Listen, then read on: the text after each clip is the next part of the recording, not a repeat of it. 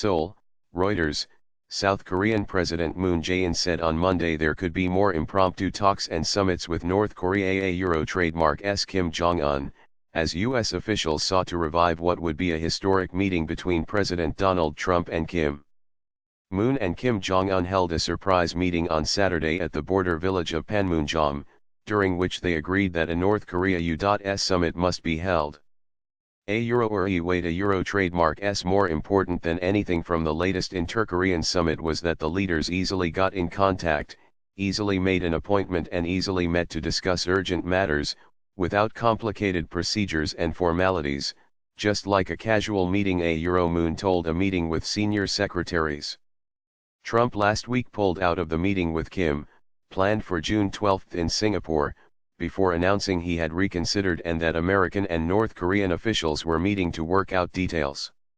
On Sunday, the U.S. State Department said U.S. and North Korean officials had met at Panmunjom, a village in the Demilitarized Zone, DMZ, that runs along the heavily armed border between North and South Korea. A Euro team of U.S. officials has also traveled to Singapore to meet with North Koreans there, the White House said. The White House said Trump and Japanese Prime Minister Shinzo Abe discussed North Korea by phone on Monday and confirmed they would meet before the expected a Euro-U.S. North Korea summit. Trump and Abe affirmed the shared imperative of achieving the complete and permanent dismantlement of North Korea a Euro trademark nuclear, chemical, and biological weapons and ballistic missile programs the White House said in a statement. While both Trump and Kim have appeared eager to hold the summit, the two sides have remained far apart on the key issue of denuclearization, with North Korea rejecting U.S. demands for it to unilaterally abandon a nuclear weapons program that now threatens the United States.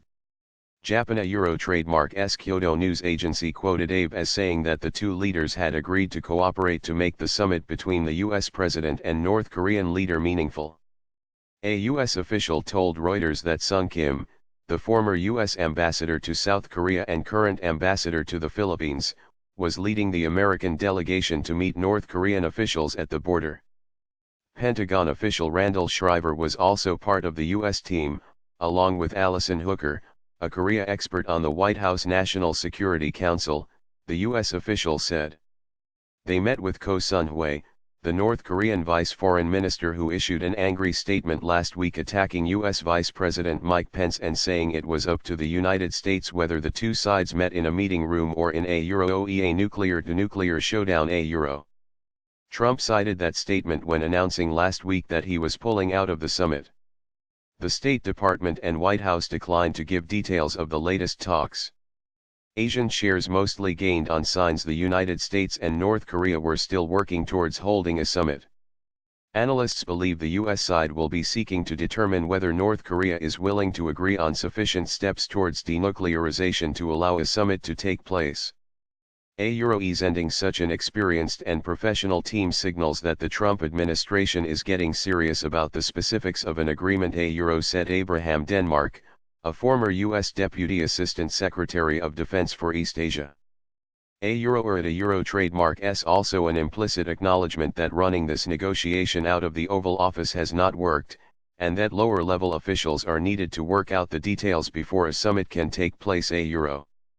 Wide differences. But with only a few weeks left until the scheduled summit, such talks appear unlikely to reconcile the differing positions over Pyongyang's Euro trademark's nuclear arsenal, he said. No matter how experienced and knowledgeable these officials are, they will not be able to change the fundamental challenge between the United States and North Korea over its status as a nuclear power.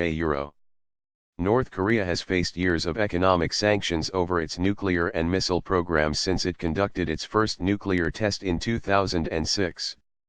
On Sunday, The Wall Street Journal quoted two U.S. administration officials as saying that Washington was readying a major new sanctions push against North Korea but could hold off on implementing it to avoid disrupting the delicate talks to revive the summit. The newspaper quoted the officials as saying the Treasury Department had prepared a package aimed at nearly 36 sanction targets, including Russian and Chinese entities, and was prepared to announce the sanctions as soon as Tuesday but could shelve the plan at any moment. A Treasury spokesman declined to comment and the White House did not respond to a request for comment. In remarks on Sunday, Moon acknowledged Pyongyang and Washington may have differing expectations of what denuclearization means and urged them to hold working-level talks to resolve their differences.